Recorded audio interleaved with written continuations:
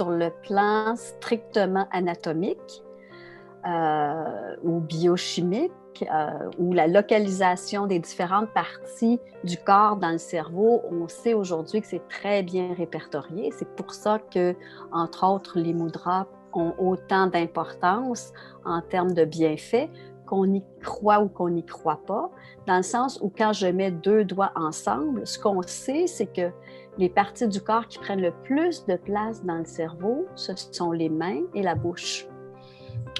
Et en particulier, ce qu'on sait aussi, c'est que peu importe que la personne soit droitière ou gauchère, le doigt qui prend le plus de place dans le cerveau, c'est le pouce droit. Oui, du côté droit, ben, ça correspond à l'énergie Ha, le masculin, le côté solaire. Le côté gauche, ben, ça représente plus l'énergie Ta, l'énergie féminine, l'énergie plus lunaire. Fait qu'on commence dans certaines pratiques de yoga, dans certaines traditions, par le côté droit, puis après, on poursuit avec le côté gauche pour activer l'énergie avant de la pacifier.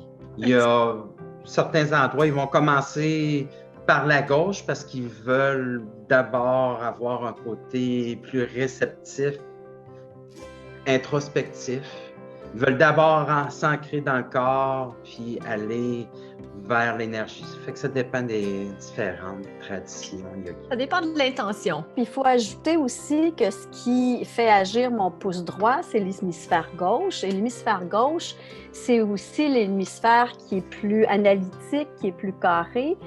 Et dans une certaine mesure, ça permet au mental d'être dirigé avant de l'amener vers le côté droit du cerveau, en jouant avec le côté gauche du corps, pour tomber dans un monde qui est plus intuitif, plus imaginatif, plus créatif.